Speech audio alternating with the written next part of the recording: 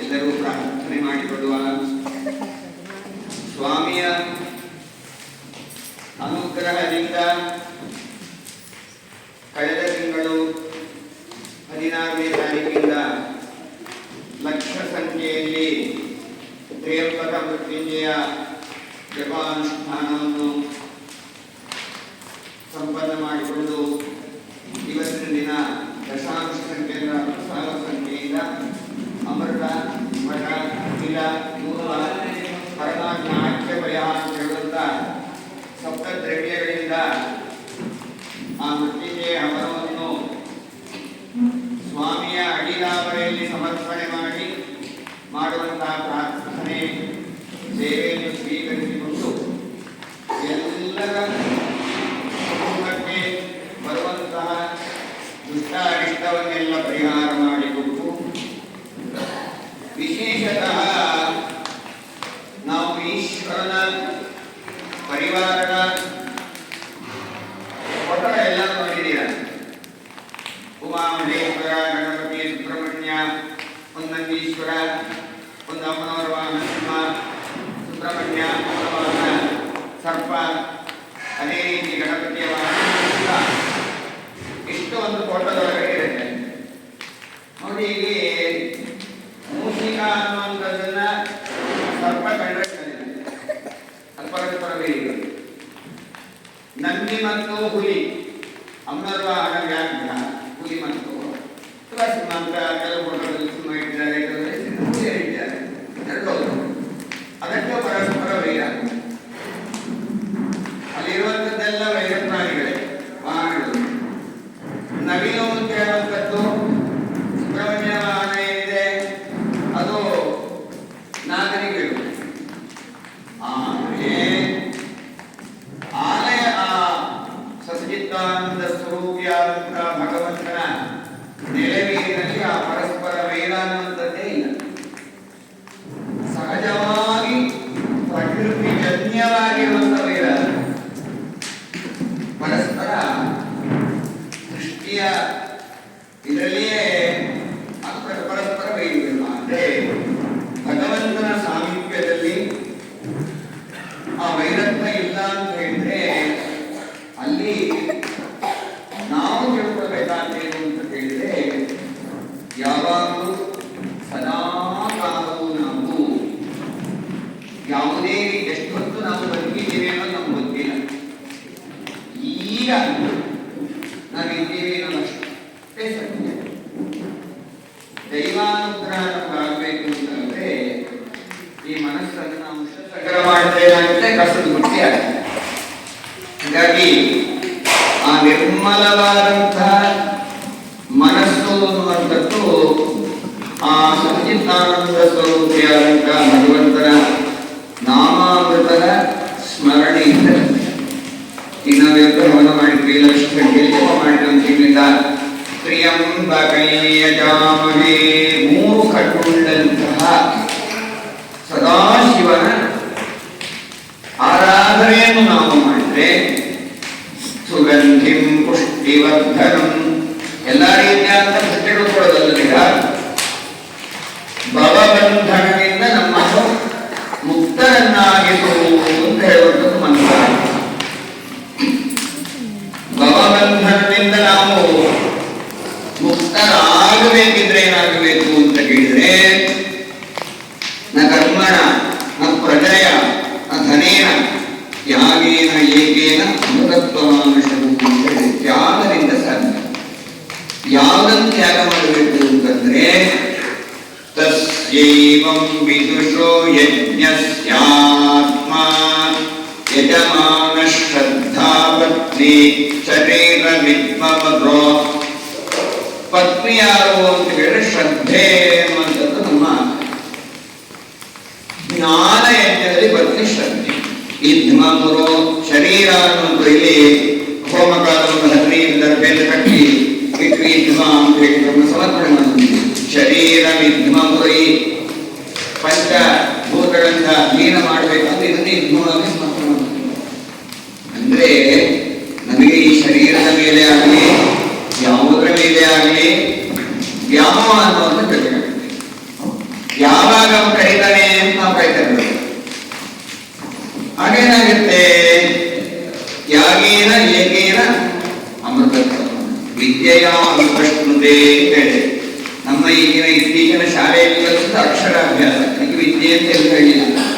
ಯಾವುದು ಅಮೃತತ್ವಕ್ಕೆ ತಗೊಂಡೋಗುತ್ತಾ ಅದನ್ನು ವಿದ್ಯೆ ಅದನ್ನು ಪರಾವಿದ್ಯ ಅಂತ ಹೇಳಿ. ಅಂದ್ರೆ ಭಗವಂತ ಅಪ್ರಾಕೃತ ವಪು, ಅಂತಹ ಅಪ್ರಾಕೃತ ವಪು ಆಗಿರುವಂತಹ ಸ್ವತಚಿತ್ತಾನಂದ ಸ್ವರೂಪಿಯಾದಂತಹ ಭಗವಂತನನ್ನು ಸದಾ ಸರ್ವದ ನಾವುಗಳು ತ್ರಿಕರಣಪೂರ್ವಕವಾಗಿ, ಈಗ ನಾವು ಪತ್ರಂ ಪುಷ್ಪಂ ಫಲಂ ತೋಯಂ ಯೋಗೇ ಭಕ್ತಿಯ ಪ್ರಯತ್ನಿಸಿ ನಾವು ಮೊದಲನೇದಾಗಿ ಮಾಡಬೇಕಾದ್ದು, ನಾನು ಧ್ಯಾನ ಮಾಡ್ತೀನಿ, ಅದು ಮಾಡ್ತೀನಿ, ಸಾಧನೆ ಮಾಡ್ತೀನಿ, ಯೋಗ ಏನೆಲ್ಲ ಮಾಡ್ತೀನಿ ಅಂತ ಹೇಳ್ಕೋಬಹುದು. ಮೊದಲನೇದು ಮಾಡಬೇಕಾದ ಆಸನ, ಆಸನ ಪ್ರಾಣಾಯಾಮ. ಒಂದು ಆಸನದಲ್ಲಿ ಅಂದ್ರೆ ಕೂತಂಗೇನೆ ಒಂದು ಅರ್ಧ ಗಂಟೆ ಕೂತ್ಕೊಳ್ಳೋದು ಮತ್ತೆ ಕಲ್ತ್ಕೊಳ್ಳಿ. ಎಲ್ಲ ಆಮೇಲೆ ಜಪ ಹೇಳೋದು, ಮಂತ್ರ ಹೇಳೋದು, ತಂತ್ರ ಮಾಡೋದು ಎಲ್ಲ ಆಮೇಲೆ. ಮೊದಲು ಆಸನ 5 ನಿಮಿಷ, 10 ನಿಮಿಷ, 1/4 ಗಂಟೆ, ಅರ್ಧ ಗಂಟೆ, 1 ಗಂಟೆ, ಎಷ್ಟೇ ಗಂಟೆ ಆಗಲಿ ಕೂತ ಕೈ ಕಾಲು ಅವಯವಗಳು, ಆಹಾರ ವಿಹಾರಗಳು. ಎಲ್ಲಕ್ಕಿಂತ ಮುಖ್ಯ ಭಗವಂತ ನಮ್ಮಲ್ಲಿ ಯಾವ ಪುಷ್ಪವನ್ನು ಕೇಳ್ತಾ ಇದ್ದಾನೆ ಅಂತಂದ್ರೆ ನಮ್ಮ ಮನಸ್ಸು ಹೇಳುವ ಪುಷ್ಪ ಭಗವಂತನಿಗೆ ಸಮರ್ಪಣೆ ಆಗಬೇಕು. ನೀವು 5 ನಿಮಿಷ ದೇವರ ಮನೆಯಲ್ಲಿ ಕೂರ್ತಿರೋ, ಅರ್ಧ ಗಂಟೆ ಕೂತ್ಕೊಳ್ತಿರೋ, 1 ಗಂಟೆ ಇಡೀ ದಿನ ಕೂತ್ಕೊಂಡು ಅದು ನಮಗೆ ಬೇಡ. ನಿಮ್ಮ ಕರ್ಮೇಂದ್ರಿಯಗಳು ಬೇರೆ ಯಾವುದೇ ಕೆಲಸ ಮಾಡಬಾರದು. ಭಗವಂತನ ಚಿಂತನೆ ಆರಾಧನೆ ಮಾತ್ರ ಮಾಡಬೇಕು. 2 ವಾರ ತಿಂತೀರಾ, ಬಿಡದಾರಿನ ಮೊಬೈಲ್ ನಿಮ್ಮನ್ನು ಪಡ್ಕೊಳ್ಳುತ್ತೆ, ಹೊರಟೋಯ್ತು. ಮತ್ತೆ 5 ನಿಮಿಷ ಮೊಬೈಲ್ ಮತ್ತೊಂದು ಎಲ್ಲ ಆ ಕಡೆ ಎತ್ತಿಟ್ಬಿಡಿ, ಸೈಲೆಂಟ್ ಹಾಕಿ ದೇವರ ಕೂತ್ಬಿಡಿ. 5 ನಿಮಿಷ ಅಷ್ಟನ್ನು ಮೀಸಲಾಗಿಡಿ. ಅದ್ರ ಮಧ್ಯೆ ಇನ್ನೇನು ಎತ್ಕೊಂಡ್ಬರ್ಬಾರ್ದು, ಯಾವುದನ್ನು ಇಲ್ಲ. ಎಷ್ಟೋ ಮನೆಯಲ್ಲಿ ಪೂಜೆಯನ್ನು ಹಿಂಸೆ ಆಗೋಗಿದೆ, ನೀರಿಲ್ಲ, ಹೂವು ಬಂದಿಲ್ಲ, ಔಷಧಿ ಬಂದಿಲ್ಲ, ದೀಪಕ್ಕೆ ಎಣ್ಣೆ ಹಾಕಿಲ್ಲ, ಬತ್ತಿಸರು ಮಾಡಿಲ್ಲ, ಏನು ಕೇಳಿದ್ರೆ ಇಲ್ಲ. ಕೋಪ ಅನ್ನೋದು ಕ್ರೋಧ ಅನ್ನೋದು ಸ್ಮೃತಿ ಭ್ರಂಶ. ನಮ್ಮ ಪೂಜೆಗೆ ಏನ್ ಬೇಕು ಅದನ್ನು ನಾವು ಅಣಿ ಮಾಡಿಕೊಳ್ಬೇಕು, ಎತ್ತಿಟ್ಕೋಬೇಕು. ಇಲ್ವಾ, ಇವತ್ತು ಭಗವಂತ ಇಷ್ಟನ್ನು ಕೊಟ್ಟಿದ್ದಾನೆ, ಸಮರ್ಪಣೆ ಮಾಡಿದ್ದೀವಿ ಅಷ್ಟೇ. ಯಾವಾಗ ನಮ್ಮ ಮನಸ್ಸು ಕ್ರೋಧ ಅನ್ನೋದು ಒಳಗಡೆ ಬಂದು ಕಲುಷಿತ ಆಗುತ್ತೋ ನಾವು ಮಾಡಿದ್ದೆಲ್ಲ ದಂಡ ಆಗುತ್ತೆ. ಹಾಗಾಗಿ ಒಂದು ಸಮಯನ ಭಗವಂತನಿಗೋಸ್ಕರ 2 ನಿಮಿಷ ಆದ್ರೂ ಎಲ್ಲ ಬಿಟ್ಟು ಕೂತ್ಕೊಳ್ಳಿ. ಯಾವ ಬಾಧೆಯನ್ನು ಇಟ್ಕೊಳ್ಳಿರ. ನೀವು ಅರ್ಧ ಗಂಟೆ ಗಂಟೆ ಶಾಸ್ತ್ರನಾಮ ಹೇಳ್ತೀರಿ, ಏನು ಅಷ್ಟೊತ್ತು ನೀವು ಪರಿಪೂರ್ಣವಾಗಿದ್ದೀರಾ ಅಲ್ಲಿ, ನಿಮ್ಮ ಮನಸ್ಸಲ್ಲಿ ಇದೆಯಾ, ಆಗ ಅನುಗ್ರಹ ಆಗುತ್ತೆ. ಅಂತಹ ಯೋಗವನ್ನ, ಭಾಗ್ಯವನ್ನ, ಭವಬಂಧನದಿಂದ ನಾವು ಹೊರಗಡೆ ಬರುವಂತಹ ಯೋಗವನ್ನ ಉರುವಾರುಕಮಿವ ಬಂಧನಾನ್ ಮೃತ್ಯೋರ್ಮುಕ್ಷೀಯಮಾಮೃತಾದೆ ಆ ಕಡೆ ಕೊಂಡೊಯ್ಯುವಂತಹ ಯೋಗ ಭಾಗ್ಯವನ್ನು ದಯಪಾಲಿಸ್ತಾನೆ. ಯಾವಾಗ ನಾವು ಯಾಚನೆ ಮಾಡಿದಾಗ ಅಂತಹ ಸ್ವಾಮಿಯು ನಾವು ಮಾಡಿದ ಕಿಂಚಿತ್ ಸೇವೆಯನ್ನು ಮಹತ್ವ ಅಂತ ಸ್ವೀಕರಿಸಿ ನಾವುಗಳೆಲ್ಲ ಜನ್ಮ ಜನ್ಮಾಂತರಗಳಲ್ಲಿ ಕೈದ ಎಲ್ಲ ಅಪರಾಧವನ್ನು ಮನ್ನಿಸಿ ಸದಾ ಸರ್ವದಾ ಸದ್ಬುದ್ಧಿಯನ್ನು, ಸತ್ಚಿಂತನೆಯನ್ನು, ಸತ್ಪ್ರವೃತ್ತಿಯನ್ನು, ಸದಾಚಾರವನ್ನು ಸದಾ ಸರ್ವದಾ ನಮ್ಮೆಲ್ಲರಿಗೂ ಅನುಗ್ರಹಿಸಿ ನಮ್ಮನ್ನು ರಕ್ಷಣೆ ಮಾಡಬೇಕು, ಕಾಪಾಡಬೇಕು ಪ್ರಾರ್ಥನೆ ಮಾಡಿಕೊಳ್ಳೋಣ. ಜೊತೆಗೆ 1 ಲಕ್ಷ ಜಪ ಮಾಡಿರುವಂತ ಭಸ್ಮ ನೀವು ಕೊಡ್ತಾ ಇದ್ದೀವಿ, ಇಡೀ ದಿನಕ್ಕೂ ಜಪ ಮಾಡಿದ್ದೀವಿ.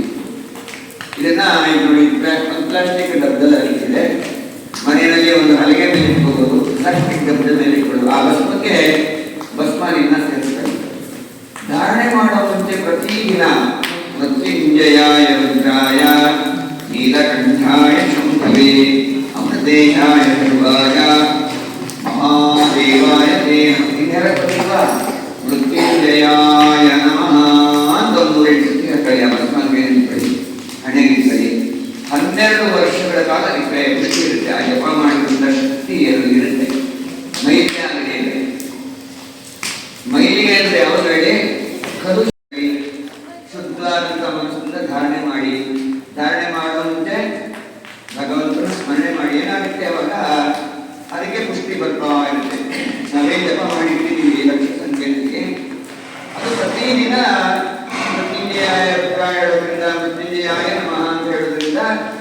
ಆ ಭಸ್ಮದ ಪುಷ್ಟಿ ಅಧಿಕ ಆಗುತ್ತೆ.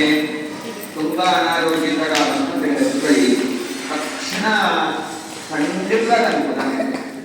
ಹಾಗಾಗಿ ಅದನ್ನ ಒಂದು ಡಬ್ಬಕ್ಕಾಗಿ ಮನೆಯಲ್ಲಿ ತಗೊಂಡು ತೆಗೆದಿಟ್ಕೊಳ್ಳಿ.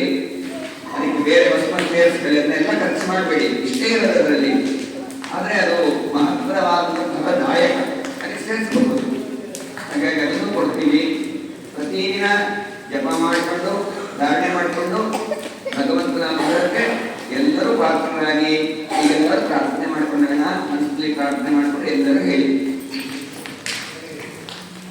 ದೇವದೇವ ದೇವದೇವ ಜಗನ್ನಾಥ ಜಗನ್ಮಾತ ಕರುಣಾಕರ ಕರುಣಾಕರ ಶಂಕರ ಮಯಾ ಕೃತ ಸಮಸ್ತ ಅಪರಾಧ ಕ್ಷಮಸ್ವ ಇದ ಜನ್ಮನಿ ಪೂರ್ವಜನ್ಮನಿ ಅನ್ಯಜನ್ಮನಿ ಜನ್ಮ ಜನ್ಮಾಂತರೇಷು ಮಯಾ ಕೃತ ಮತ್ವೈಕೃತ ಸಮಸ್ತ ಅಪರಾಧ ಕ್ಷಮಸ್ವ ಶ್ರದ್ಧಾಂ ಮೇಧಾಂ ಯಶಃ ಪ್ರಜ್ಞಾಂ ವಿದ್ಯಾಂ ಬುದ್ಧಿಂ ಶ್ರಿಯಂ ಬಲಂ ಆಯುಷ್ಯಂ ತೇಜಃ ಆರೋಗ್ಯಂ ಜ್ಞಾನಂ ಮೋಕ್ಷಂ ಚ ದೇಹಿ ಮೇ ಜಗದೀಶ್ವರ ಮೃತ್ಯುಂಜಯಾಯ ನಮಃ ಜಗನ್ನಾಥ್ರೇ ನಮಃ ಕುಲದೇವತಾಭ್ಯೋ ನಮಃ ಯಜ್ಞಪುರುಷಾಯ ನಮಃ ಪ್ರಾರ್ಥನಾಂ ಸಮರ್ಪಯಾಮಿ.